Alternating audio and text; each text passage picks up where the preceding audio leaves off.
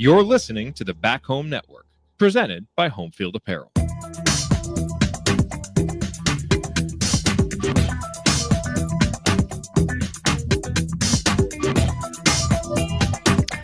Welcome back to CrimsonCast. Galen Clavio, Scott Caulfield joining you here. It is the evening of Sunday, March 16th. And Scott, the season's over. IU does not make the NCAA tournament. IU announces to media companies are not going to entertain bids to the NIT or the Crown or whatever other tournaments there are, and that's it. We go. Good night, everybody. We're done. Except we're not actually. But Scott, you were not along for the ride this morning, but it's great to see you now. How are you doing? And it's unusual to see you on a Sunday night. This is a nice change of pace. That's good to be here. John, I like March Sadness again for IU. That's true. One of our commenters. Two things. First off, I was texting this out. We made the tournament that matters this year. We were in the college football playoffs. Like, there was a tournament. We were in it. We made it. I thought you were going to say we were in Atlantis, and that's the only one that matters. So we were in that. And then, I'm really looking forward to, can we please have some talk about how some of these teams don't deserve it in a couple days? Like when UNC or Xavier loses, like, can we have a talk about them not deserving it? But no, it's, or maybe the tournament should be 70 teams. No, well, I will say, we're going to tackle a lot on the tournament stuff as well as some of the coaching stuff. I will say, I feel like every year the Big Ten gets 10 or more teams in the field. There's just a barrage of, there's just too many teams coming out of the Big Ten. The Big Ten's not that good. The SEC got 14 teams in the tournament this year. I didn't hear a peep about how the SEC, imagine a Big Ten team that was 6-12 in the regular season, let alone two of them getting into the NCAA tournament. I mean, ESPN would need like years of therapy, or at least their analysts would, to recover from that. Are we sure that Alabama football didn't make it in?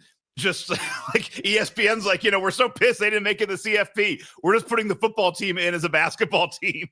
God. Anyway, so we're if you watched the live stream this morning, which I know many of you did, you know that as the Steinman clan noted, Galen the Oracle, I did call the UNC thing. I chickened out. I knew, like, thanks to you, I saw them like, oh, we're out. I chickened out at the end on my last bracket and didn't put UNC in, and yet still was fairly in line with everything else because of how out of left field the whole thing was. We're going to talk about that.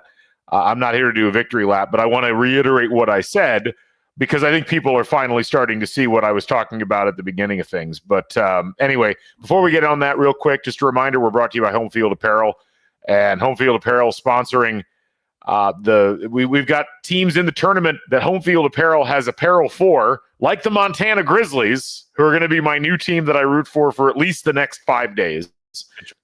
Yeah. But you can go to Home Field Apparel, use the code HOME23, get 15% off your first order. They're going to have a ton of tournament-related stuff. They just had something else that popped. I saw in my text messages as I was getting over here into the studio. There's going to be a bunch of things that I'm really fascinated to see, like how it racks up over the course of the 2 or 3 weeks of the tournament. Home Field's always got their design team working up on awesome things. And so anyway, go to homefieldapparel.com, follow them on the socials, get on their newsletter. You'll hear all about what they've got to offer. Also, be sure to subscribe to YouTube, Back Home Network on the YouTube channel. Just search for Back Home Network. You'll find it. And we'd love to have you. Over 7,300 people now subscribe to the YouTube channel. It's a great place to be. All right, Scott, let's dive into the brackets first. Indiana does not make it. It was interesting because I was up late doing this. I think I actually did a bracket last night at 1:45 in the morning. And at that point, I still didn't feel like IU was getting in. And my rationale for it was simply like Indiana didn't stick out in any single metric enough to really win an argument. And I think ultimately that really kills a lot of teams that are in this mix where if you can't make a case, and this is where I think to some degree it's why a lot of the bracketology committee missed, at least on Indiana, is that it was an easy team to kind of say, well, they're okay in wins and they're okay in predictives and they're okay in their quad 1 and quad 2s. That the flip side of it is they were never great in any one of those areas. And there were teams, like, as much as I disliked North Carolina getting in, they had a high net and, they won 22 games. And so there was at least something you could argue for there. And a lot of times what ends up happening within this process is you get the less pointy ends you have, the more you end up falling back into the midst of things. And so that's where Indiana landed to some degree. I still don't think they got treated particularly well, Scott, but what was your reaction as you saw the news this morning that most people thought Indiana was going to be in, and then you get to the tournament selection show and you find out that Indiana isn't going to be in? I mean, I'll get to it later because I'm really pissed just about the overall, just the overall missing the tournament again. That's a different beast. Going into this morning, I like you felt like we weren't in for the exact reasons that you're saying, is that you need to have something that makes you stand out as a real positive. And we just, all the teams, and I listened to a lot of everything you did, which was all very, very good. We never stood out against anybody. And all of the arguments, us versus Xavier, us versus North Carolina, they had things that were worse than us. They also had things that were better than us. There wasn't one thing that we did better than everybody else. We're kind of mid all across the board. And I also think too that, just beating two teams in the tournament is not a good look. And then something else that you mentioned before is that I don't know if the Big Ten necessarily, obviously the tournament doesn't help a lot of teams because Michigan won it and was still a 5 seed. But what did hurt is that it just put Indiana in cement, and the cement was dry on Thursday morning at 2:00 or 2 p.m. And everyone else had wet cement that was still kind of movable and things could be done. And it felt like Indiana sealed his fate. And so when we finally got to the bracket, I didn't think we were going to be. I thought there was a chance. Once I saw North Carolina, based on everything you said, I was like, all right, well, that's probably out. Like, we're probably not going to make it. And in the end, we didn't get treated. It felt a little bit unfair. 10-10 in the conference is okay. But it's like, we've been here. And part of it is like, hey, man, don't have a 6-game losing streak. Don't lose to Iowa by 15. Don't get slaughtered in the games against Louisville and Gonzaga. Like, this is definitely all self-inflicted wounds. Don't schedule the way you did. In the end, we really didn't have, it's not like there's a massive leg to stand on, as it is for all teams in the bubble. Yeah, no, I mean, you hit on a lot of points I was going to hit on, which I'm glad you did. I mean, I am far more irritated at the procedural elements which led to Indiana not getting in than I am about Indiana not being put in the tournament on merit. Because as you very aptly put, Indiana really didn't do nearly enough on their own to get themselves into the NCAA tournament. And when you think about the arguments that we had to make for Indiana, it was, well, gosh, they beat Michigan State on the road and they beat Purdue. And that was really it. Like that was like the number of times we heard, and it was an accurate take that, well, Indiana wouldn't even be in the conversation if they hadn't won that game at Michigan State. And the rest of their resume was just incredibly squishy. And I'm glad you brought up the scheduling, because I can distinctly remember us doing a podcast, and we weren't the only ones. There were other people in the IU sphere when the schedule got revealed in early September or late August or whenever it was, saying this is really dangerous for Mike Woodson and Indiana to schedule the way that they did. Because, I mean, go back and think about that. We looked at the schedule and we said, well, South Carolina, not a very good team. That's your big non-con coming in. And then you're going to Atlantis, and you have to win basically Atlantis, or at least get to the championship game, and you have to play good teams there, and you have to play them close, because if you don't, you've left yourself not just zero margin for error, but you've put yourself in a position where you can't make any ground up if you continue to play at like a 500 or worse level. And that is exactly what happened. And this is where, and oddly, it even broke well for them that they lost and still got to play Gonzaga. Like, they lost, which should have given them a worse, a worse bracket, but they ended up getting a better team to play, and it still couldn't get done. Yeah, exactly. And then it wasn't just that they lost to Louisville. It wasn't just that they lost to Gonzaga, but they got boat raced by both of those teams. And it just, again, like it happened last year, it set Indiana down a pathway that they couldn't recover from. Even if they had been playing fairly well, I think they would have really struggled down the stretch with this. And then, once you've done that, you lose all those close games. And so ultimately, what's frustrating is that another year where Indiana didn't learn their lesson. And, I mentioned on Twitter, Indiana not making the tournament was surprising. And really, you can point to two things. I think two pieces of criteria that essentially were the nail in the coffins for Indiana. One of them, and this really sticks out, I think, when you look at all but one of the teams that got into the tournament and Indiana didn't, and that was Indiana's non-conference strength of schedule rating. Indiana's non-conference strength of schedule ended up being 158th. When you compare it to the teams that they were competing against, San Diego State's non-conference strength of schedule was 7th in the country. North Carolina's was 5th in the country. These were teams that actively went out and scheduled good games against good teams. It doesn't explain everything, and this is part of the frustration of the committee, which is like they're so inconsistent with their criteria. Like Xavier got in, and they only had a strength of schedule of 144th. What I really keep coming back to, though, is that whatever happens with other teams, IU can't afford to play middle of the road non-conference schedules because they don't play well enough in their other games in terms of margin of victory to compensate. And so you can either play a bad non-conference schedule, blow everybody out, get your predictives way up. That's the Big 12 model. Or you can play a lot of good teams. And then when you're in this position, somebody can argue and say, well, look, IU really did try to challenge themselves. You couldn't say that because Indiana didn't try to challenge themselves. And we talked about it before the season. We were not the only ones. It's just frustrating that ended up being one of the reasons why Indiana didn't get into the field. And it's funny because last year we had a similar talk before the year and middle of the year that they challenged themselves a little bit more playing Auburn and Kansas and then Connecticut, Louisville, where you knew who you're playing in those games.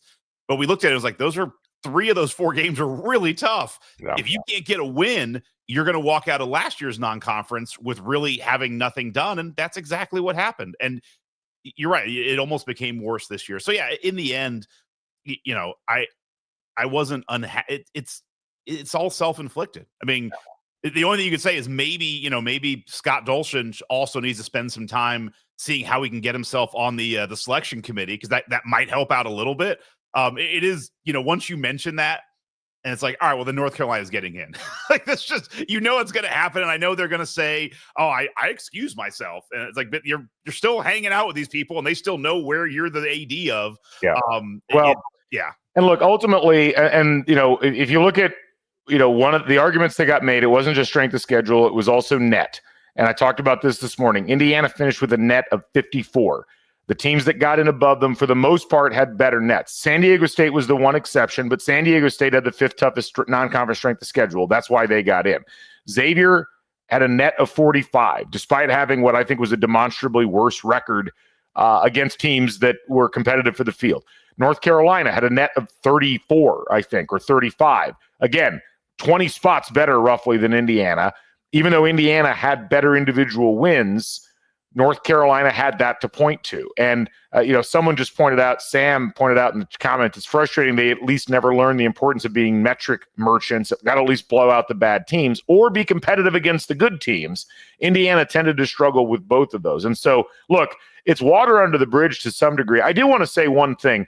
I saw something, I think it was Sports Illustrated, whatever Sports Illustrated is these days, tweeted that the biggest surprises of this tournament were Indiana getting in, or Indiana not getting in, and North Carolina getting in. That is not the biggest surprise. The biggest surprise is that West Virginia, who was on literally every bracket, right, didn't get in. And I am baffled by this, Scott. I mean, West Virginia, they were, they had their net was 51, and that's probably what dinged them a little bit. But they were 19-13. They beat Gonzaga in Atlantis. They beat Arizona in Atlantis. Yes, they lost Tucker DeVries. But after they lost Tucker DeVries, he hasn't played since the beginning of December. They won at Kansas. They won at home versus Iowa State. They beat Cincinnati. They beat Utah. Like 4 of their 6 quad 1 wins happened after Tucker DeVries was injured and out for the rest of the season. When the committee was asked after the draw today, why didn't they get in? They actually cited Tucker DeVries being injured. And it's like, Tucker DeVries has been injured the whole season, basically. How could you use that as a criteria? So I think the larger irritation there is just how inconsistent they've been with applying the different criteria, how they approach it, how subjective it seems to be applied. And, this is where we had a really good comment earlier on from Richard. How can bracketologists analyze gut feelings? Everything they said that mattered seems to just not. And this was the point I was trying to make this morning. It's like, if you go by the rules that the committee themselves lays out in their procedures, you come up with the bracket that all 111 bracketologists came up with. And then you get in the room and they have to bring the vice chair. I've been watching the bracket show for 30 years, 35 years, however long it's been. I have never seen them send the chair and the vice chair in because they know that the chair by himself can't account for the fact that a team that didn't get in, shouldn't have gotten in, but he happens to be the athletic director of, got in. I just found that a fascinating and transparent tell, all things considered with things. So anyway, here's the question I have for you as the bracket expert is, so Texas, Xavier, North Carolina got in. West Virginia, Indiana, Boise State did not. Looking at the last bracket matrix, Texas was in 50 brackets. Xavier was in 30. North Carolina was only in 27. West Virginia was 111.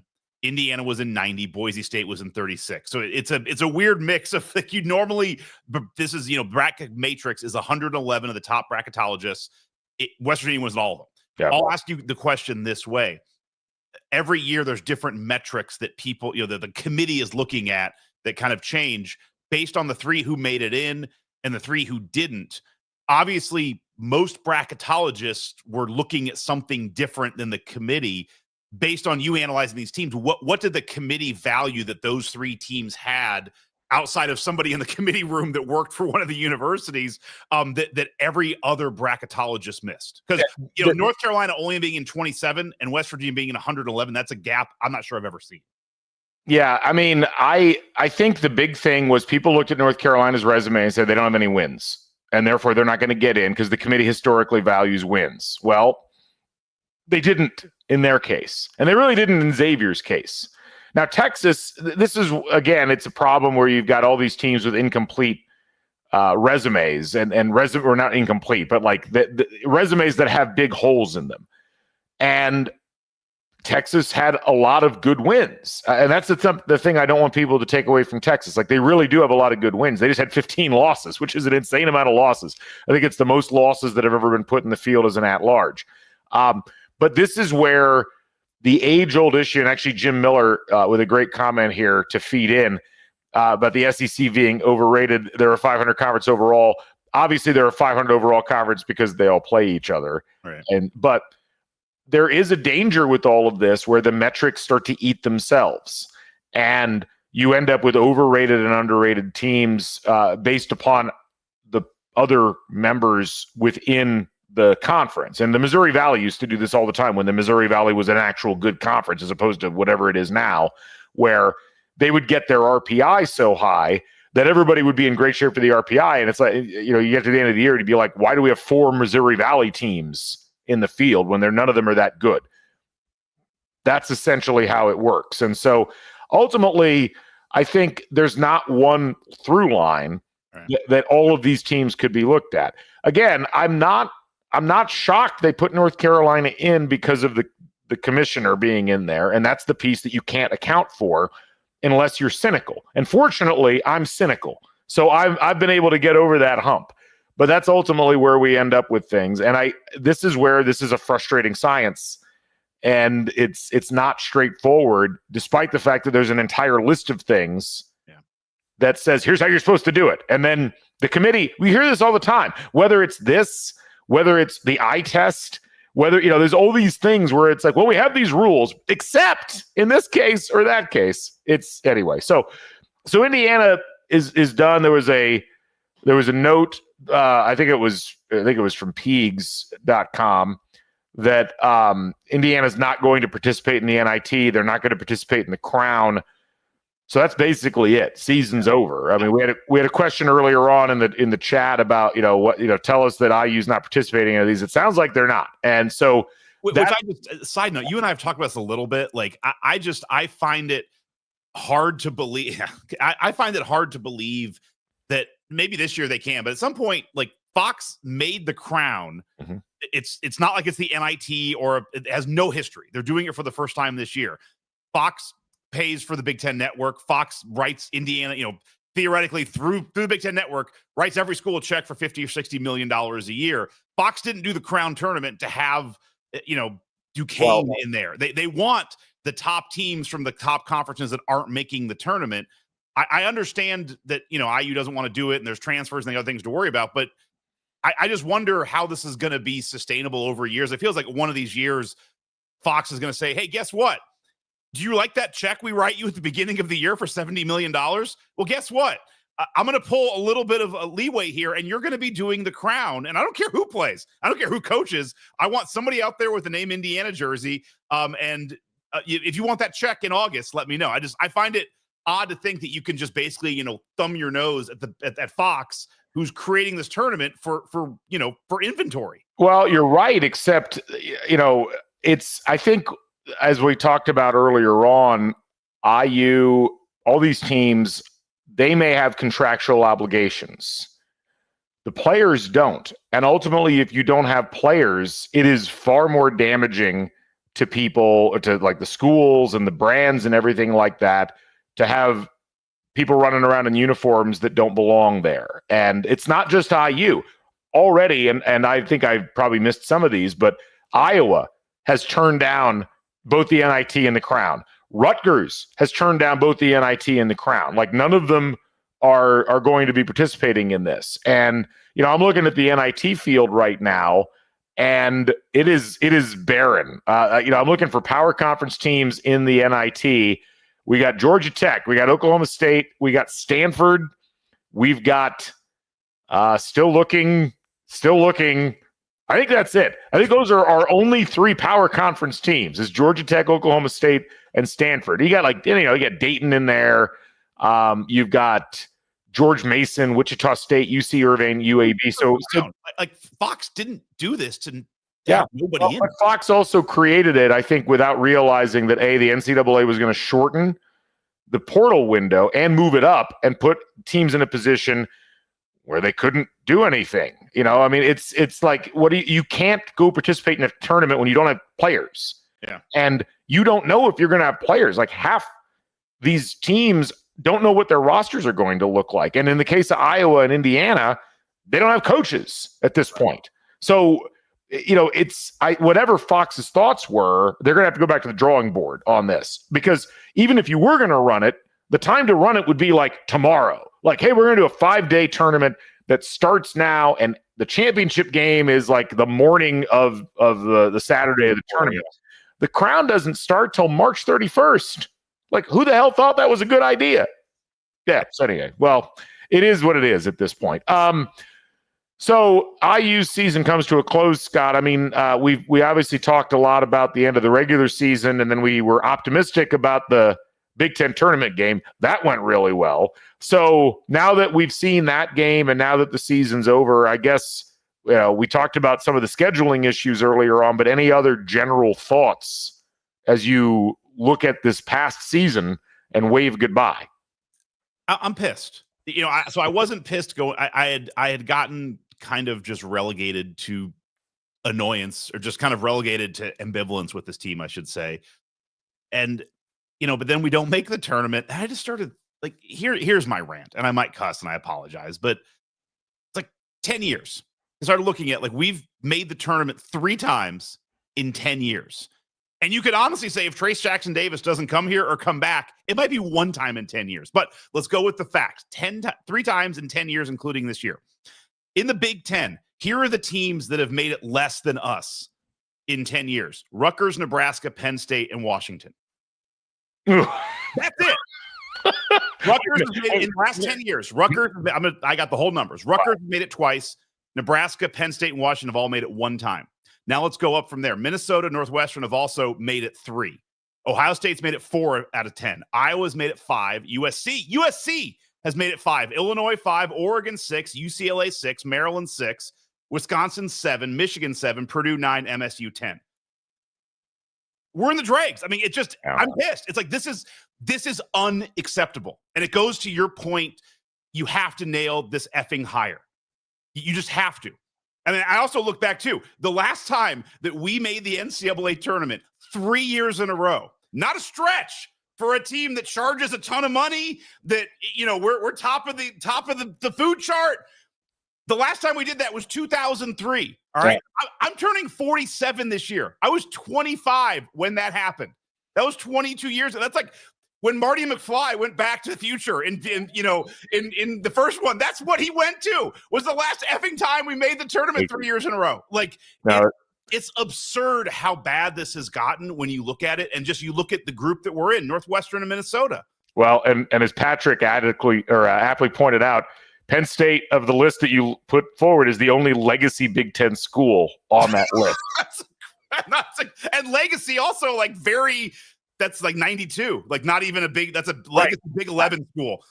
I wish you hadn't brought the Back to the Future thing up, because now I'm going to think about you as George McFly for the rest of the night, because, you know, like Scott being played by Crispin Glover in the movie. I think we could all get behind that personally. Yeah, but I won't come back for the second one. I'll have a contract dispute. I'm out. We're going to steal your IP and just hire another actor to play you. Who would we get to play Scott if we couldn't agree to contracts with him? That's fascinating. But no, it's a baffling statistic. And it's like, you know, I heard a lot of people arguing that Mike Woodson perhaps had been let go a little early. Not IU people, but people outside, because they assumed IU was going to get it. And they're like, well, look, you've made the tournament 3 times in 4 years. Well, they didn't. They didn't do it. You know, I mean, and even if they had, and this is the other thing, Scott, 3 times in 10 years, and you know, you think about it, like the 2021 or the 22 tournament, Woodson's first year, they were in the play-in game. They were one of the last 4 teams. So you still get credit for that, but you're not talking about, high levels of success during these time periods. And no, it is definitely, we've talked a lot about the ebbs and flows of IU basketball historically. And as rough as the aughts were, this is really a stretch of time that's equivalent to like 1959 until 1971, when IU made the tournament once in that entire stretch. They kind of hit their lowest ebb. Now, they hired Bob Knight the following year and then went on a huge run and, essentially dominated the Big Ten for 4 years.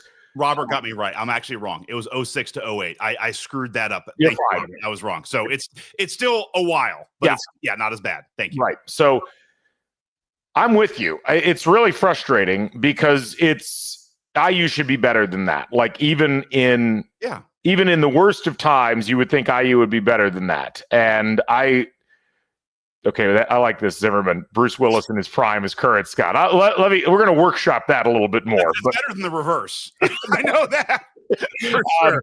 But look, ultimately, I'm with you. I guess the frustrating thing to me about this season was IU fans essentially got bludgeoned into accepting the continuation of the Woodson era with the argument that, Woodson just needs more help financially. They need to spend more money on players.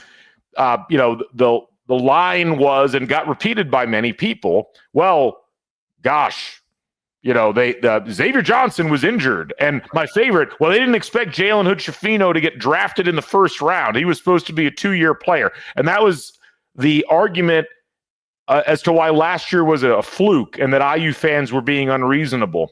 And everybody was supposed to chill, as we were told by certain players in the senior night last year, or senior day. And then IU goes out, they sign a bunch of players in the portal. Some questions were asked, like, are these guys going to gel? Is this going to work? But it was all supposed to be fine, and everything was going to set up well, and media bought into it. Indiana was supposed to be a top 2 program. Fans were told that they were part of the problem, that they were not contributing positively to things. They were, as Patrick just said, hurting the program. Right. And then Indiana came out and essentially did a redo on the previous season, a slightly better redo. Instead of being entirely out of the tournament package, they were in the midst of potentially being looked at as a tournament team, but not really. And then at the end of it, they don't make the tournament and they're out. And it just ended up being a really unenjoyable season all the way through. And you knew it, honestly, like the moment in that first game in Atlantis, where you realized that Indiana was in real trouble against Louisville. From that point forward, it's like the potential of the season and anything that might have been fun in the least just went away very quickly. And, you know, I can remember, what was it? It was at one point, I think it was 27-20. No, it was 29-25. And there were about 5 minutes left in the first half. And it's like, well, this might not be too terrible. And then Indiana proceeded to score 4 points in the next 9 minutes. And that by that point, they were down 48-31. And that was before they let the 23-3 run up in the second half. And it's like, wow, this team doesn't care. Like, fundamentally. Now, there were times when they did care, but they constantly looked like they were fighting against their own nature and fighting against a system that had been installed that didn't really work for who they were. And I think that's the thing I'm going to remember the most. There were legitimately talented players on this team. There were players that legitimately did care. But by the end of the season, you had a guy that you brought in at point guard who you couldn't play as a starter at point guard. You had to play him in almost spot relief, and you gasped every time he took a jump shot. You had a center who played really hard, but got undercut by the way that his coach decided to employ him with another big man. And you could say the same thing about the other big man. You had a player who was not the most gifted offensively, but clearly was a guy that did a bunch of things right to help the team, that didn't play that much in the first part of the season for reasons that we still haven't ever had really explained to us. I'm talking about Anthony Leal, of course. I mean, Anthony Leal, in the first, 13, 14 games of the season, only had 5 games where he played double-figure minutes. And once you got to the Iowa game, he didn't have a game where he played less than double-figure minutes. So, like, yes, Indiana kind of figured it out at the end. But I think what was most disappointing and a little bit offensive, I think, as just a fan, is it's like it took them that long to figure out this is how you're supposed to play winning basketball. And when I say they, I mean like Mike Woodson. Right. It shouldn't have taken that long. And the stubbornness and the arrogance with which he approached this season and last season really frustrates me, because it led to where things ended up. And I don't know how you sugarcoat that. Like, there's not a redemption arc here where it's like, well, Woodson really tried his best here and there. Yeah, I mean, in the macro, I'm sure Mike Woodson had the best of intentions, but in the actual micro of looking at how he handled this roster, this team, and how he, the way that the players interacted with it, you just cannot help but be frustrated at a lot of lost potential. This was not a team with the talent level that should have missed the NCAA tournament. An 8 seed should have been a disappointment for this team. Missing the tournament is unfathomable in English. If you look at the talent and you look at the potential, and it never, or at least rarely, reached that potential. And that is probably, it actually makes, I think, this season even more frustrating than last year, because last year's team has had some serious flaws in the way it was constructed roster-wise. This team should not have fallen victim to that same problem, because it had the talent. It just didn't have the plan. The other thing, and we'll do more Woodson postmortems, with a lot to talk about, but the thing that was really stark this season, but that I'm going to take away from the Woodson era, is just how disconnected I think I felt, and a lot of fans felt, from the coaching staff and the team, which is bonkers when you think about the main selling point for bringing Woodson in. He didn't have any college coaching experience. He wasn't a young, innovative coach. It was, this guy understands Indiana basketball. He understands what's important. He understands the fan base, and he understands what needs to happen. And none of that happened. Under Crean, for the most, it felt like Crean understood how important Indiana basketball was. His ability to pass that on was sometimes in an odd manner. Basketball was different then, but you had teams where you had guys for multiple years that you connected with. I understand things are different, but it's like not even an Indiana thing. Like Christian Watford just has had a connection over years, even before the Watt shot. Guys like Verdell Jones, you got to know. But even under Archie, you could tell with Archie, it's like part of it was just like, whoa, this personality is not a good type for this type of job. And he tried to kind of grin and bear it. But you even had guys like Juwan Morgan or Romeo Langford. Like there were people that connected here, outside of Anthony Leal and Trey Galloway, who've been around for a little bit. I think Luke Goody too. Goody, yeah, no, Goody came in this year, and I'll get off the players and just the coaching staff. Like it just, you never felt like there was a connection between this team and the fans. And it's wild because that was the whole idea of bringing a former Knight player back, bringing a former player back. This was not supposed to be the problem. There were many other things that could have been the problem that wasn't this. And at many times it felt antagonistic toward the fans. It did. Telling us real fans, and it's like, it's your fault. It's wild that it got to that, but I will speak for myself. Since I left college, I've never felt so disconnected and apathetic toward the IU basketball program. I felt this way once, and it was in kind of the bottom of the Davis era, and that was it was a very complicated time. But I mean that the 03, 04, and 04, 05 teams, and even a little bit of the 05, 06 team, although it wasn't quite as bad. Really, there was a distance there, but people still felt very connected to the program because, obviously the atmosphere around IU basketball was much different 20 years ago than it has been given everything that's happened over the course of the last decade. And, look, I think it was weird because like Archie was clearly not the right fit for the program. Archie didn't have the right personality. He didn't recruit the right players, but you didn't feel the same level of disconnect. And look, I greatly appreciate the players that played on this team and last year's team, but it really did feel like the barrier was with the program. Like the program belonged to Mike Woodson, and Mike Woodson was going to let you know that the program belonged to Mike Woodson. And just little stuff that I'll never get over, like when he got pissed and he felt like his feelings hurt. It's like, I'm just done talking to Don Fisher. Yeah, it's like that's okay. Yeah, and like, look, that's how you want to do it. That's petty. And it's tough because I mean, there was like a comment about Leal telling everybody to chill. Luke Goody, making the comment about don't jump back on the bandwagon once you jumped off. And look, I would have advised the players not to say those things, but I think it's important to also keep in mind that the players, I think, feel a responsibility to protect the coach. So they're going to go out and say things to try to protect the coach, but it's the coach's job to not put the players in position to say those things. And it felt like Mike Woodson for the last 2 years has been throwing people in front of him to try to protect himself from a reputational perspective. And that's a shame. And, look, I'm sure things have not gone the way that Mike Woodson would have intended, but it's hard when you look at all of the things in totality. The lack of a comprehensive strategic plan that really worked in the modern college game from an offensive perspective. The fact that the defense was always just incredibly mid for Indiana. Like it never really got to a point. I mean, Woodson, you look at Indiana over the course of the 4 years that Woodson will have been here. They'll have finished with defensive efficiency ratings of 24, 45, 84, and 38. So they had one top 25 defense, and it was essentially with the team that he inherited from Archie Miller.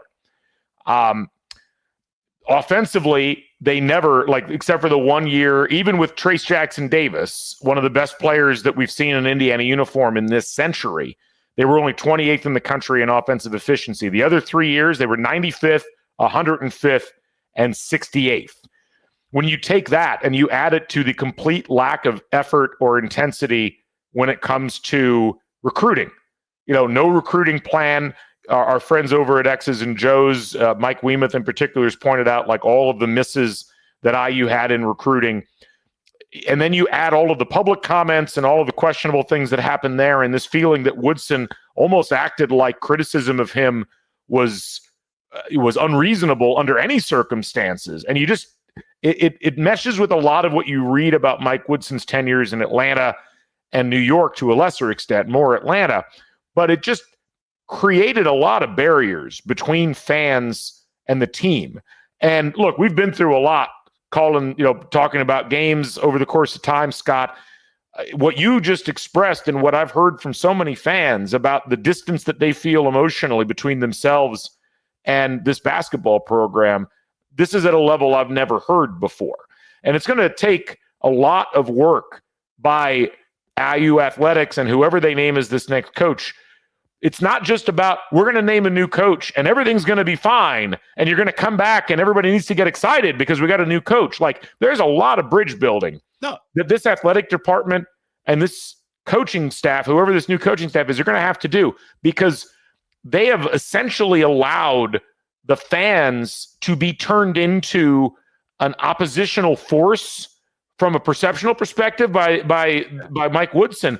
And a lot of people are not going to forgive and forget that. Like, that's going to stick in the back of people's minds. Like, there's going to have to be a lot of work done to try to bridge that gap that, frankly, the athletic department has kind of allowed to happen, mostly passively, but they've allowed it to happen. Well, no, and as you say that, like, hey, let's forgive. It's like, no, I'm done being told what to feel and how to come back happily.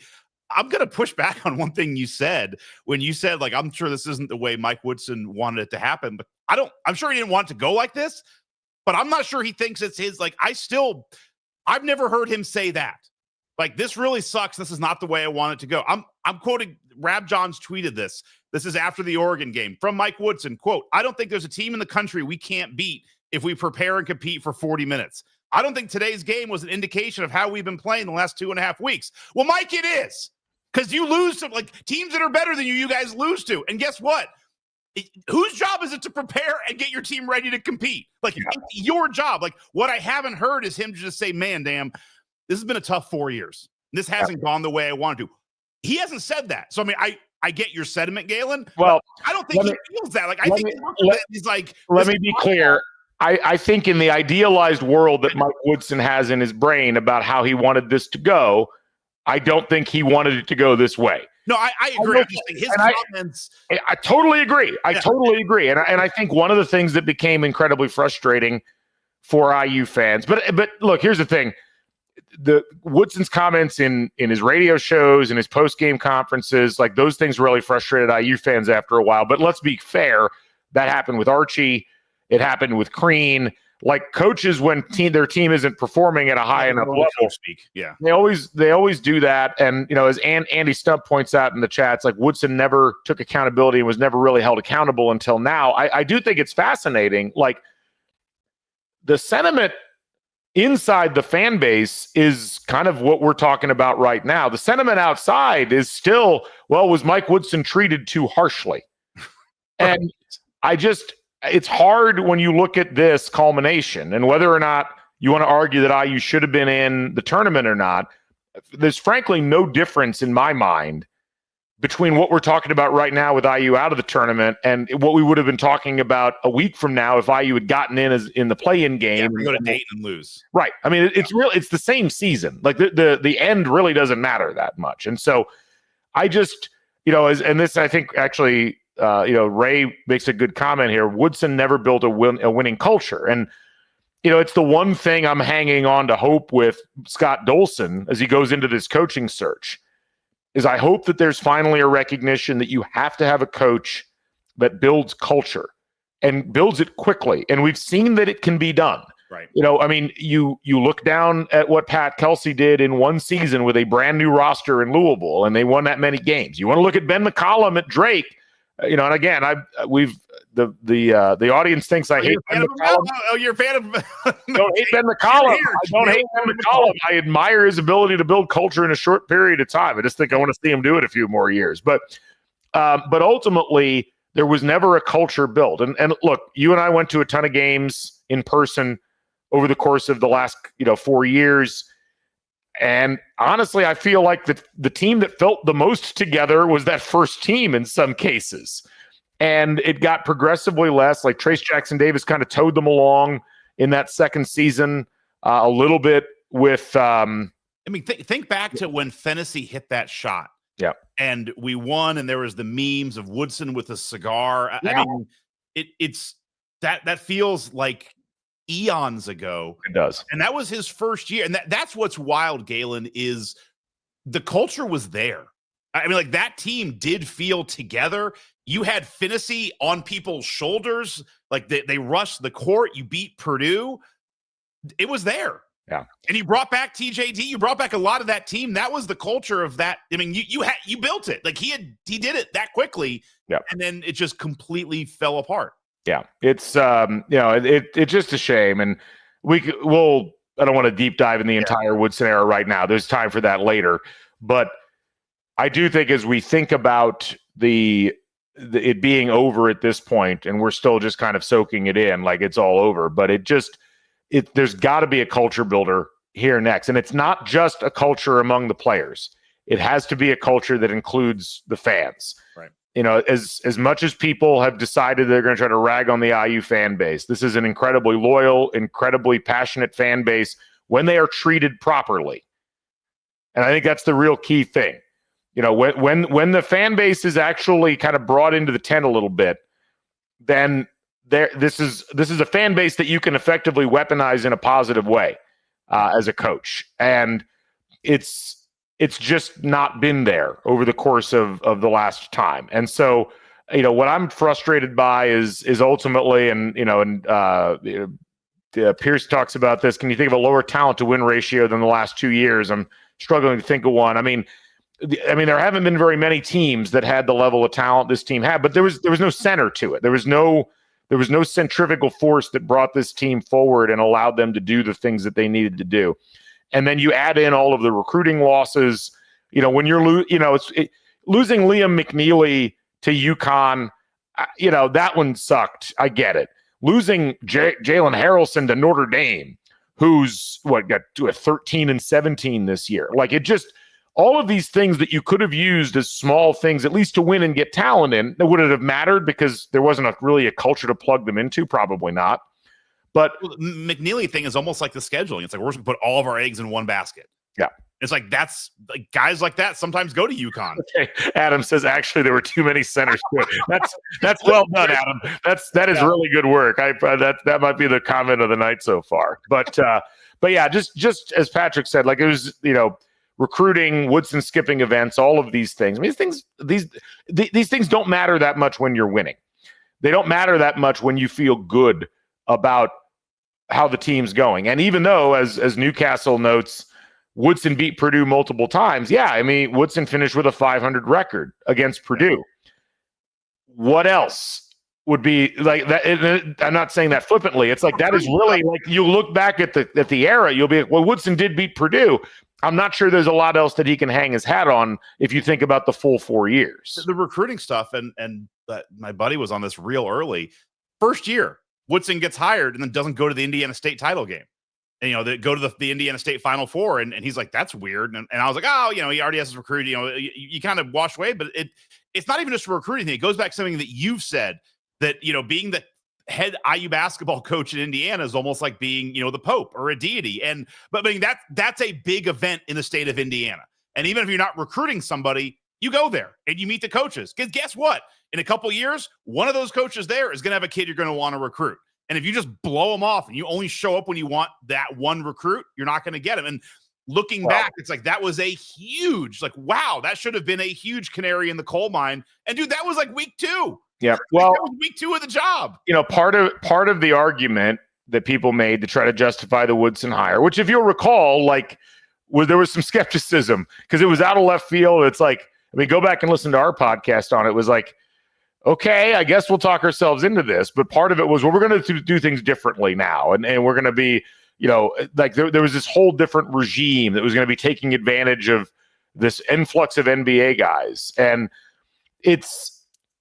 there was not an infrastructure in place to make it work. And that's not IU Athletics' fault, I don't think. It was Woodson tearing the infrastructure down that they tried to build. And then it was basically Woodson, in many cases, not participating in the kinds of things you have to participate in to be successful. And I, to some degree, feel bad for the assistant coaches who, I mean, they did go out and try to recruit, and they did other things, and I don't think they ever had the backup that they needed from the head man in order to make things happen. And that's a real problem in any coaching situation at the college level. And so, look, I mean, we've litigated the Woodson hire a bunch. We've talked about some of the things that have gone on. I mean, it's just frustrating. And I think for a lot of people, I mean, it's 10:30 on a Sunday night. We got 550 people watching live right now. And I think for a lot of people, it's just like, this feels like the nadir. This feels like the point where IU, they're moving on from this coach. I think everybody, or at least most people, are relieved. But ultimately, it's like, what now? Because there's no future. I mean, there's clearly going to be a future. There's going to be a coach hired. There's going to be new players coming in. There's going to be hopefully new hope if they get the hire right. But I think right now, without any of those things in place, and just sitting here as an IU fan and reflecting on the last 4 years and really the last 9 years, there's very little to get excited about. There's very little to feel pride in if you're an IU basketball fan. And you're looking around and you're like, I mean, again, Louisville comes back from winning, 8 games last year. And I mean, the fact they're an 8 seed is ludicrously stupid. I have a theory about that I'll share on a different podcast. But you see them. You see, as you look around the Big Ten, this year, Michigan hires Dusty May and goes from a team that went 8-24 last year to 25-9 and Big Ten tournament champions this year. You see Oregon come in from the Pac-12 and make the tournament. You see UCLA come in and make the tournament. Like Maryland, who, again, as I think everybody will remember, was bad last year. They were 16-17.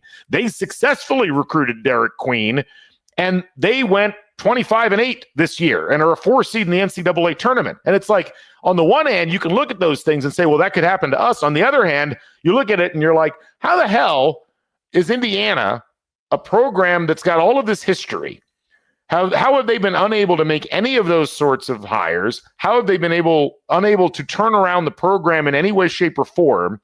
And how, after investing arguably more money than any other Big Ten team in their roster this year, how did Indiana end up out of the tournament? I mean, it is just, it is a level of frustration that I think most IU fans feel. The fact that there are this many people that are still interested in IU basketball, there's people that should be thanking those people every day that they're still interested, because I know how frustrated I am as a fan, Scott, and I know how you feel. And for all of the talk about, oh, there's too much negativity, there's too much this or that, this is why there's negativity. This is why people don't believe. This is why people are insanely cynical about this. And I am very fascinated over the next 2 weeks to see how Indiana athletics decides to address this. Because frankly, and look, you all know, you've heard me talk enough, I'm pretty sympathetic to IU athletics on a number of things. The silence and the deference to Mike Woodson over the last 6 weeks is starting to, I think, get on a lot of people's nerves, because Patrick pointed it out, like West Virginia, Darian DeVries comes out and has some kind of statement about not missing the tournament. Crickets so far from Indiana. I mean, it just feels like, again, we've had an abrogation of duty here as far as communicating with the fans. And I'm just like, at some point that has to stop. Yeah, no, you're perfect. You said it all perfectly. The thing that you said earlier that is starting to eat me up now more, and I think I speak for a lot of other people as well, is whatever we do next, I don't want to be told and shited as a fan to be like, all right, now we're going in this new direction and you need to follow us. Like, now we need to be excited. Like I'm very just let me get excited on my own. And you see how they did it with football. There wasn't it just kind of Signetti was just there, and all of a sudden he's yelling at basketball games. Like, whoa. That was like, that kind of woke everybody up. But it's like, yes, let it happen organically. But as you said, if we hire somebody and it's somebody on the list that you and I were both kind of like, about, that's fine. But I don't want to be told, okay, now let's be super excited. Like, now let's buy season just stop. Like, let it happen. Let's start winning some games. I'm tired as a fan of being told how to feel. and being told how I should be excited. And you make a great point of there's nothing. Woodson is saying nothing about missing the tournament. It sucks. You're right. All we know is that everyone wants to be out because they've already we're out of we're not doing the NIT. We're not doing the Crown. We're not doing anything.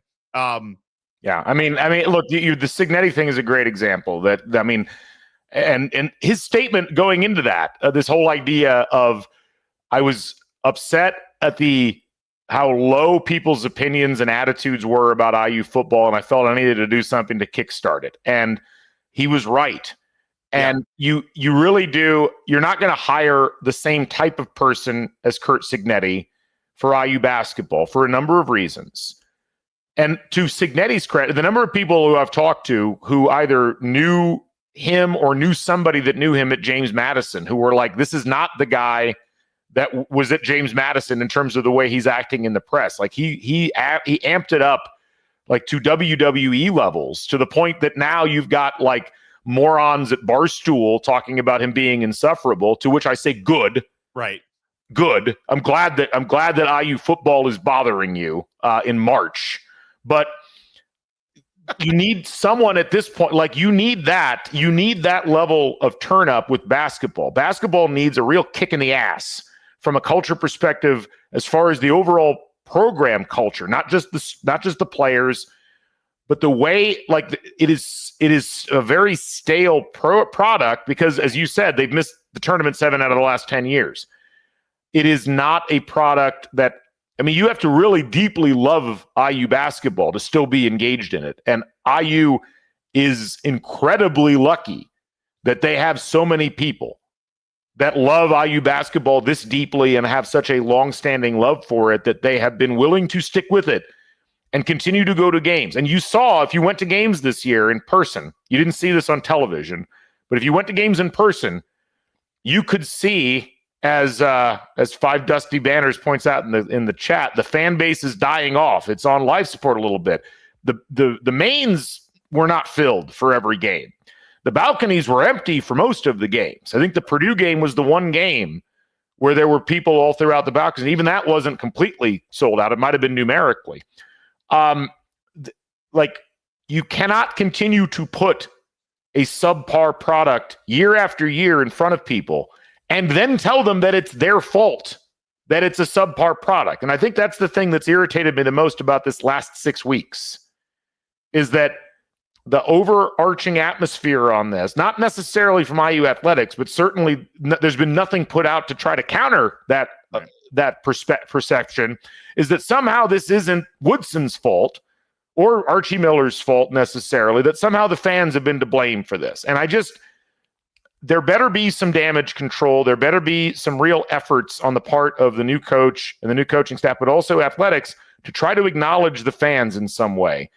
Whatever you want to say about the Knight era, whatever you want to say about the Crean era, even for the fans always felt like they were front and center. And I feel like we've drifted further and further away from that over the course of the last decade. And it's a much different thing right now than it was when Crean got fired. And that needs to change. Like, we've got to have something different at this point. I agree. So I agree. So I'm going to move us forward just a little bit of coach. I want to ask you, this is what I've been thinking about. I've listened to everything you've put out. If you're not listening to Galen when he does coaching talk, it's fascinating. A plug to the Insider. You had a great Insider video a couple days ago, just kind of laying out your thoughts on things. I'm going to ask you this. So now we know one variable is down. We're not making the tournament. Right. I'm going to ask you, I feel like I'm comfortable in saying this now, that if Indiana does not have a press conference or a coach by, let's say, Tuesday, I feel pretty comfortable taking all of the non-NCAA coaches off the board. So NBA coaches who are currently not coaching in the tournament, I would say they're off the board, and you're just going to be, your coach is currently in the NCAA tournament. Is that a fair way to look at it? I mean, Thursday, Tuesday, Wednesday, but it just feels like if you're lining up somebody who's not in the tournament right now, you do it Monday or Tuesday. I don't know that I necessarily agree. Okay. And here's why. As of a week ago, there was a real good chance IU was going to be in the tournament.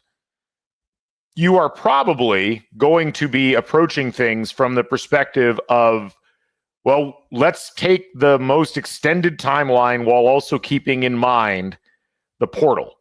And if that's the case, I don't think that you're going to set a deadline. Like, I've seen a lot of people. We had actually someone in the chat earlier who I recognize from other chats. I'm always curious who that is, but I've never actually gotten a clear sense of who they are. But they're not the only one that said this, that have been arguing that there's going to be a press conference tomorrow. I do not believe that we're going to see any kind of an announcement tomorrow about a new coach. But I would say even if it's not a current NCAA coach, which I think is a possibility, I don't think you can automatically assume that if we get to Thursday and there hasn't been an announcement, that it's somebody that's currently coaching.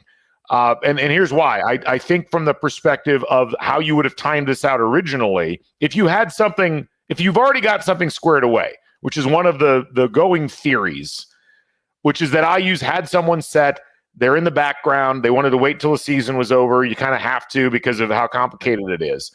Even if that's the case, I don't think you're scheduling that for Monday.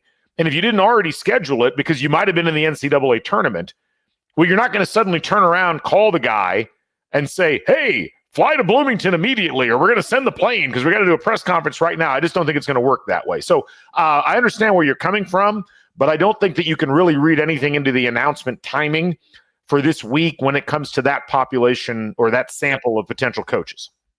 But wouldn't it have to be this week? You mean, again, let's say it's somebody not coaching in the tournament. Wouldn't you want to get it done before the portal opens?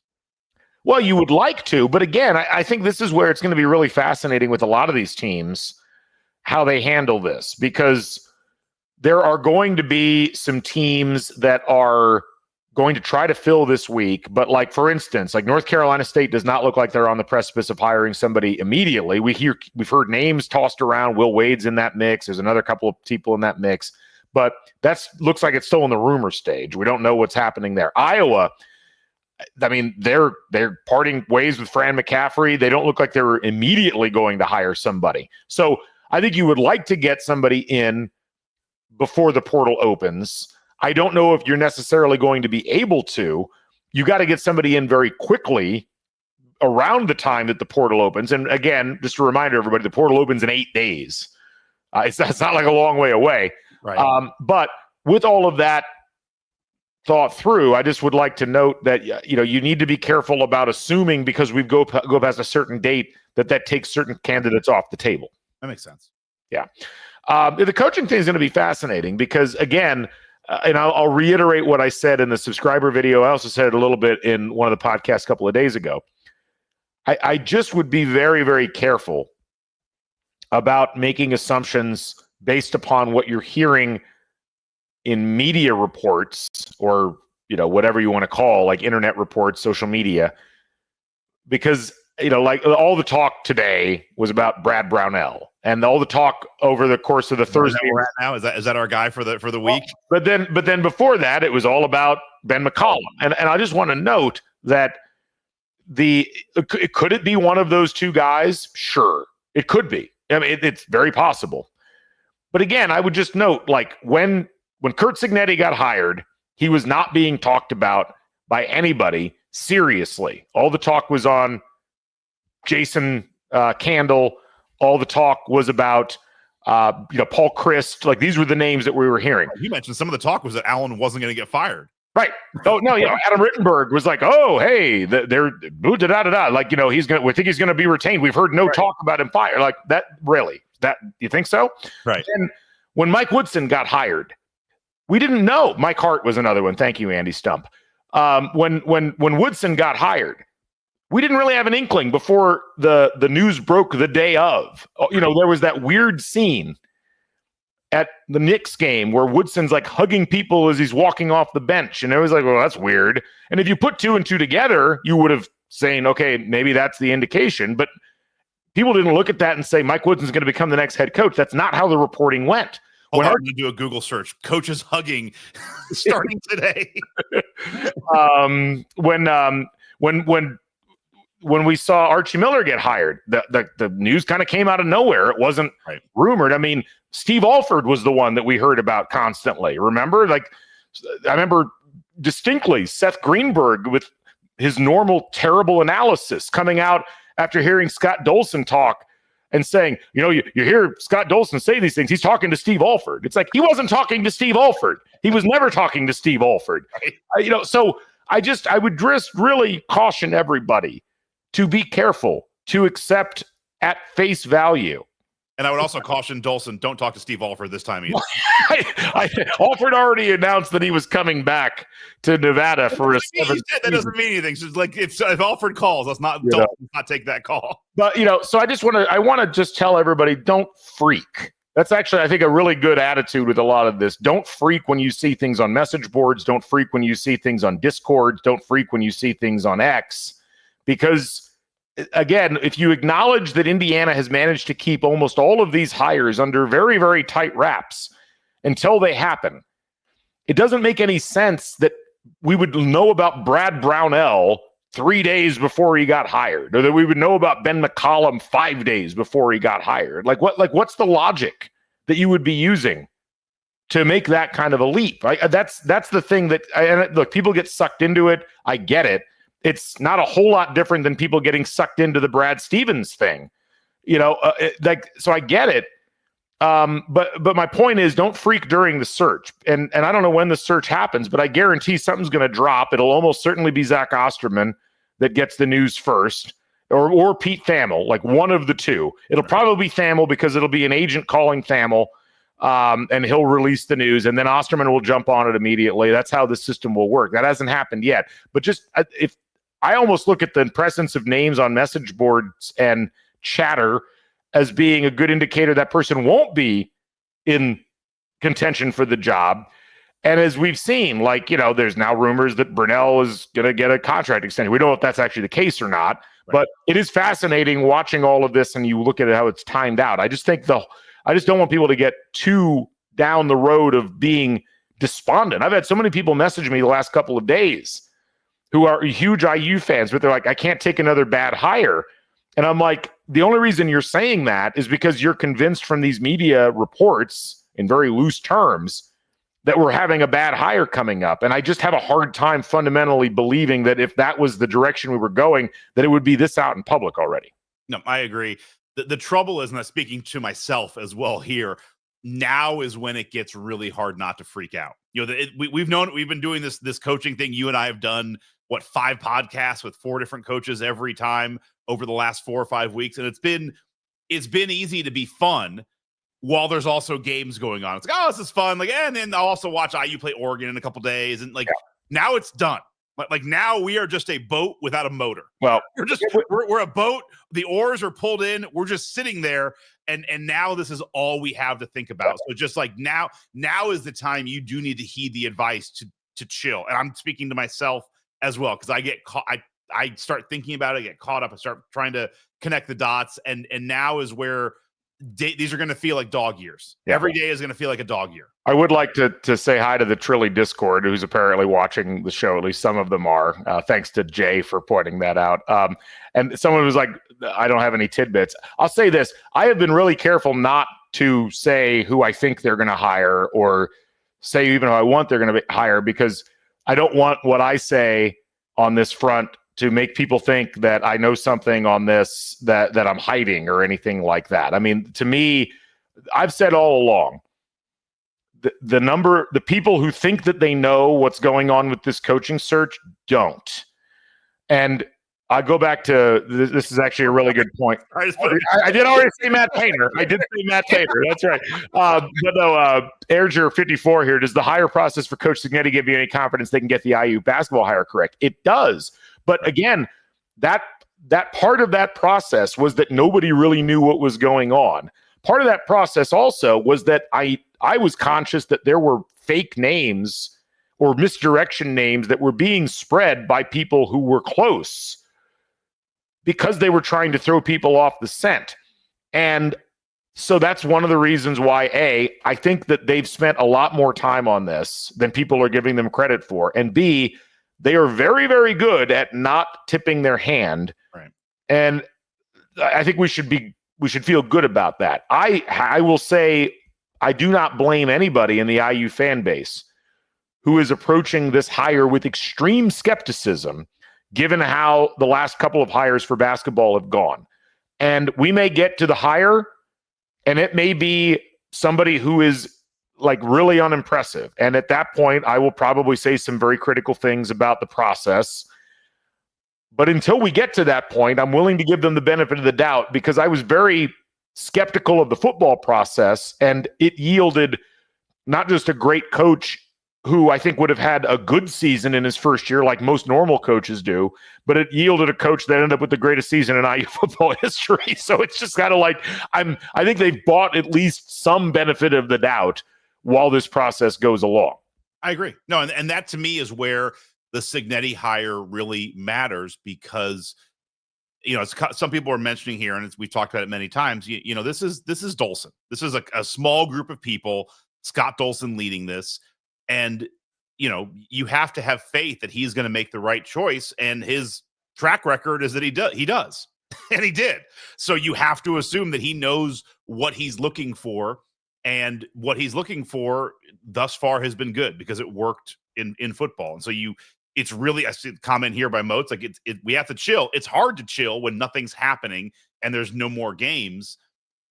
But I agree. We have to. The thing that I will say, back to kind of your larger take on the IU atmosphere and, the fan apathy, and just myself, early on when you said, IU has to nail this hire, I intrinsically kind of disagreed, because I just felt like, hey, it's IU. Like we hired a bad coach. We had another bad hire. Like we had 2 bad coaches 4 years apart. Like we'll do it again in 4 more years.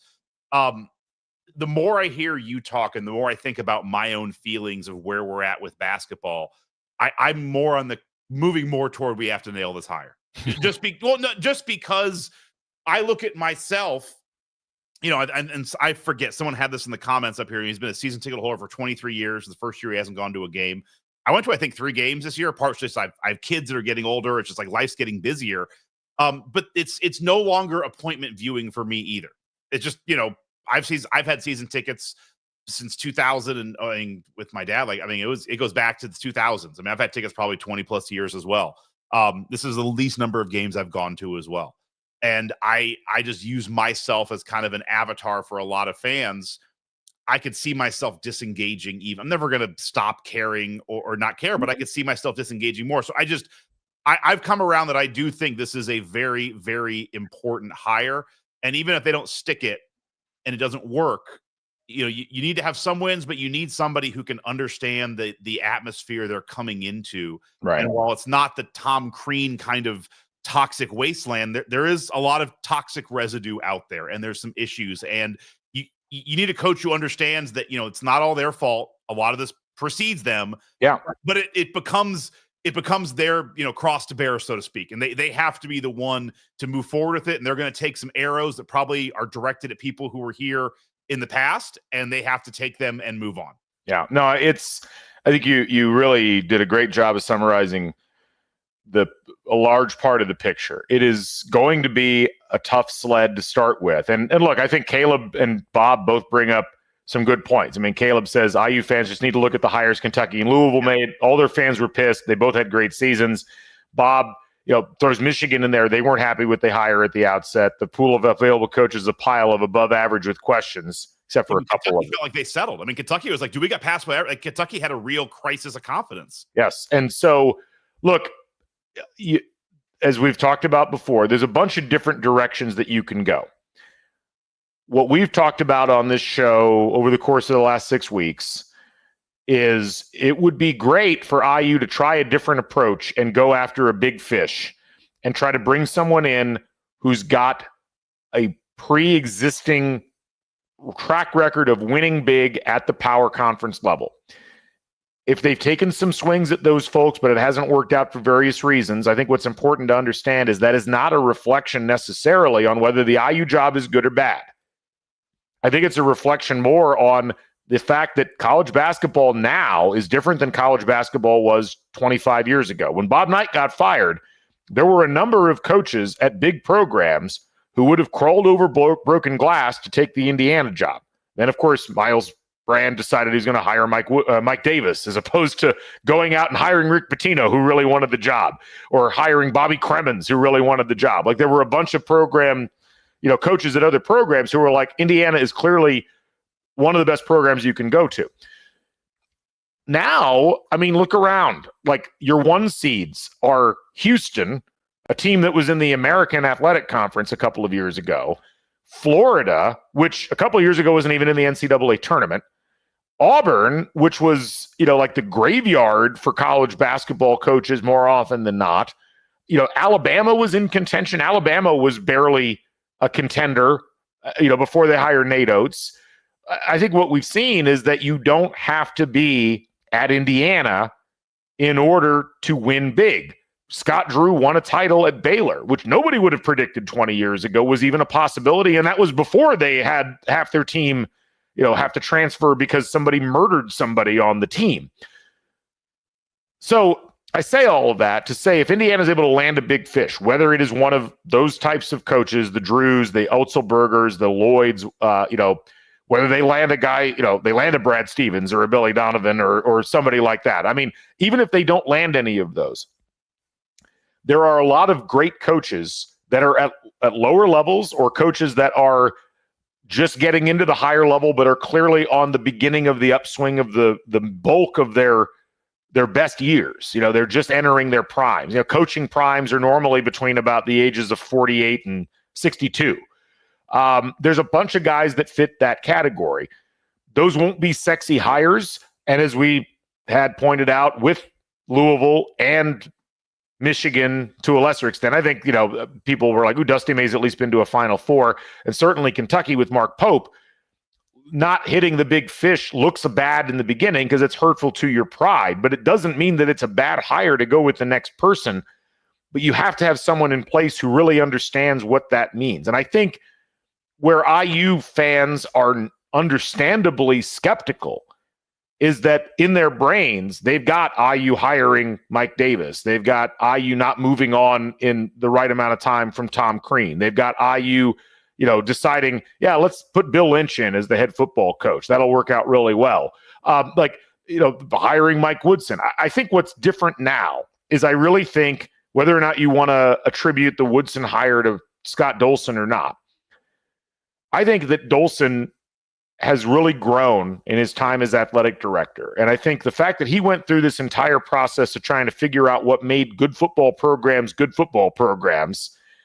and used that as a criteria through which he then went and found Curt Cignetti, you have to say perhaps he's learned a lot more about what makes a program work, and how important culture is, how important an understanding of logistics are, how important it is to get someone in place who understands what their job is and is willing to do it.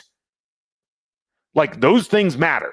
And I don't know that those things have necessarily mattered. I think Fred Glass was like, Archie Miller's the top name in the pool. I'm going to go get Archie Miller. And it's kind of like, there's a story in Season on the Brink about where they're going through the whole thing about Delray Brooks. And most people don't remember Delray Brooks. Delray Brooks was Indiana Mr. Basketball, I think, in 1982 or 83. And I think it was 82, actually. Or maybe it was 84, whatever. It was around that time. Michigan City. And everybody wanted Delray Brooks. And Bob Knight was like, well, this guy's clearly a good player. He's like, Delray, I expect to see you in Indiana. I want you there. Delray really wanted to come to Indiana. Delray gets to Indiana, and it's very apparent very quickly that Delray Brooks can't play the style of basketball that Bob Knight needs him to play. He can't play good man-to-man defense. He's not a great individual scorer. He's not a guy that can play in the system that Bob Knight is playing in. Didn't mean Delray was a bad player. Delray went and was one of the 2 best players, arguably, for that Providence team that went to the Final Four in '87, alongside Billy Donovan. But it was a great case of Knight at that point focusing on a player because he was highly rated, not because he fit with the system. And I think that to some degree, that's what happened with Fred Glass and Archie Miller, where Archie Miller was clearly the best hire of the cycle. Everybody thought that was the case, but he didn't fit what Indiana needed. And as we've heard after the fact, Archie talked to his brother Sean, and Sean's like, you have to take the Indiana job. You don't like turn down Indiana from Dayton. But it was clearly something he was never comfortable with. Right. And so I think that I'm going to give Dolson the benefit of the doubt that Dolson has learned from that experience that you have to have a guy who's not just great on paper, but great for the situation. And as we've seen now on multiple occasions with IU basketball, that is absolutely a key element of being the head basketball coach at Indiana. You can't be here otherwise. Or if you learn nothing else from listening CrimsonCast, just hire the guy who raises miniature goats. Miniature donkeys. Donkeys. Yeah. Donkeys. Yeah. That's all you got to do is just hire the guy that has miniature donkeys, and you're all good. No, I agree with all that. I think it's a good mindset to go into the next week or two with. It is. And look, we may hear something sooner rather than later. We may hear something that, you may hear something that you're just kind of like, I don't know about that. And look, it may not work. I don't think you're going to be able to effectively litigate it on the first day of the hire or the first time you hear it. And again, I'm not talking from any level of insider knowledge. I've got my theories about what's happening. And there was something that was said earlier in the chat that I do think is really important to keep in mind. And I mentioned it in the subscriber video today, but I'll say it here too. Like, I really do think the seeds for Woodson's actual exit were planted internally in the minds of IU athletics a lot earlier than February. I think this is something that IU athletics has been looking at for a while. So everybody's asking me to share the theories. This is why I don't share theories on the podcast, Scott. But I'll say this. Yeah, it's not me. The theory, at least part A of the theory, is I really don't think you have a 3-month period or 2-month period of time where you know that the job's going to come open at some point, whether it's in February or whether it's the end of the year, and you do no work to address that or to range things. And you could make the argument. I think Andy's brings up a good point. Like in Dolson's mind, it might have been last year, allegedly. I mean, all that smoke that we heard in February of last year about the job potentially coming open, that didn't come out of nowhere. So this is not something that just popped up. It wasn't like Mike Woodson walked into Scott Dolson's office like, hey, I'm retiring, surprise. Like, it didn't work that way. There was clearly something that happened earlier on that allowed Indiana to start going down this route from an intellectual perspective. Well, and Dolson, the way he works, is a very kind of measured, process-oriented guy. Yeah, Dolson's totally. not a guy who just shoots from the hip. He's like, let's go with this guy. Like, I'm with you on that. It's, if Dolson has 9 months to work on something, he's not going to do the project 2 weeks before it's due. The one theory I'll share on this, and again, it's not, I don't have any proof of this, but it seems implausible given how leaky the rest of college athletics is, that if Indiana's conducting a traditional coaching search and they're actually bringing people in regularly and doing things, and talking with agents and things like that directly, there's been very little actually leaked from the Indiana side on this. It's really, what I find fascinating is the amount of just, tons of people talk to both Scott and I through DMs or things like that. Like the number of fake outs and fake names or misdirected names that just come out of the blue, right, that get passed around and repeated over and over again. And the fact that it's happened in this very orchestrated pattern from the very beginning of the search all the way through till now. Like, if all of you IU fans, like, go back and think about the fact that, first you had Dusty May, and then Dusty May signed a contract extension. That was weird. And then you had TJ Otzelberger, which was promulgated by Jeff Goodman, who later claimed he was not surprised that Otzelberger didn't take the job, whatever. Then, you've had this whole litany of names that keep getting floated, and they're floated like just at the right time to like goose people's attention. That seems... and then a immediate. This is great. Season 1 of IU Coach Search had writers. It kind of feels that way. Like the writers' room has been working overtime with this coaching search. Now, I will say one thing. Like, somebody here says, Lotus, like who's going to be the killer? Like the Steinman class says Goodman knows shit. I don't agree with that. But here's the thing, and this is the thing for those who don't like Goodman, and I understand why. I'm friendly with Jeff. When Jeff's in town, we chat. I enjoy talking with him. I think the thing to keep in mind is that, Jeff talks to a ton of coaches. He talks to a ton of agents. It doesn't mean he's necessarily getting the truth, but he is getting things that are being told to him. It's his job to interpret those things like any other journalist. And I think the thing to keep in mind with all of this is I don't think the journalists are purposefully lying, but I also don't necessarily think that they're getting accurate information. And it's tough to parse these things.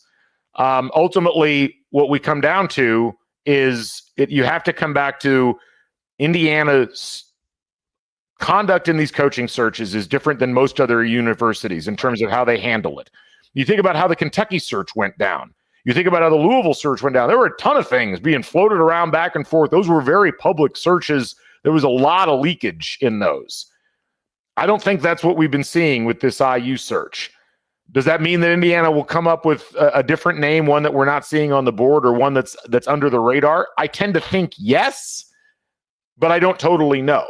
And the question from Josh, like, why are IU searches so different? I think it's just because IU has a really good system in place where, the power has been consolidated. Now, it's different in different searches. I think, last time around, it was like 2 or 3 people, but they knew that it was going to be option A or option B, and option B ended up being Mike Woodson. So there really wasn't a lot of discussion that had to be had.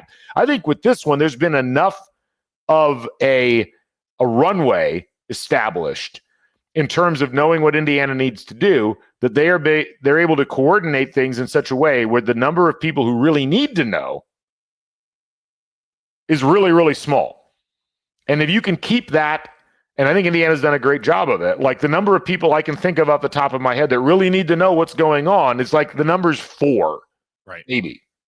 And if you got that, and if you know how to contact people through the right channels, and if you're contacting the right people, the rest of it plays out itself. And so that's ultimately where we're at with all of this. And so I'm really curious to see what happens this week. And I just have this sneaking suspicion that it's going to be a name that was either talked about and then was poo-pooed as not being realistic and fell off the board, or it's someone that we haven't really even thought of too much. I have a feeling it's going to come out of one of those 2 categories. And if I'm wrong, I'll come on here and say I was wrong. But we'll see. Yeah. Anyway, we've almost gone an hour and a half. We should probably start to wrap it up. But anyway, what we'll do throughout the course of the week, folks, is obviously we'll keep ourselves, up to speed on what's going on. Follow along on Substack. Follow along on X. Someone said I sound like Time. I don't know if I like that. That's pretty mean. But I do. I mean, I know what you're talking about. I do think ultimately, though, the idea that there's a bunch of people that know what's going on is false. And the idea, like most of these media reports are coming from agents. Most of these reports are coming from people who have a vested interest in particular information coming out there. And just keep that in mind. Don't freak out. We may find out something tomorrow. I don't think we will, but we might find something out next week. We might find something out 2 weeks from now. Well, and something we've both talked, sorry, just wrap up. Something we both talked about, and you mentioned on your last pod as well. IU is the best open job out there right now. So much like LA was used as kind of a foil to get other, to get cities to get a new stadium, every agent is going to use Indiana as a push to, like, if your coach wants the Iowa job, you want Iowa to feel like Indiana's about to hire that guy. And so Iowa needs to either make an offer or make a better offer than what they were going to make. And so that's the good and the bad of kind of being the biggest fish in the pond, is you're going to be leverage for everybody else. Yeah. And that's where it's at. And you know what? I think Indiana's actually fine with that. Yeah. I think Indiana likes the fact that they're being used in that way. It's just tough because fans end up getting caught in the middle of it, because when all you have, because the athletic department can't say anything. Right. They can't come out and say, well, we're actually looking at this group of people, not this group of people. Like, they can't come out and say that directly to the fans. And so it puts everybody in a bad spot. So all I'll say is, like, pump the brakes. Let's wait to see what happens. Someone arguing that Villanova is as big of a job. Maybe. Maybe. I would say that Villanova is they've won championships more recently, but they're those championships were Jay Wright, as we quickly found out. Yeah. And I don't think Jay Wright's coming back, which makes that job a lot worse. And we'll see. Maybe somebody else is able to do what they did. But if you look at Villanova before Jay Wright, they wandered in the wilderness for quite a while. So anyway, guys and gals, all of you folks in the audience, as always, we really appreciate it. Hopefully this was therapeutic. I know it was therapeutic for me and Scott, and we look forward to chatting with you all again throughout the course of the week. Keep an eye on it. Subscribe to the Substack, subscribe to the YouTube channel, and go to homefieldapparel.com. Thank you all, and we will catch you folks on the flip side. IU basketball 24-25 comes to a close. Let's see what happens in the offseason. We love you all. Thank you for being a part of all of this. It's been a hell of a year between football and basketball. Man, what a ride. What a ride. Stay never daunted, folks. Bring back the Bison. We'll catch you folks on the flip side. So long, everybody.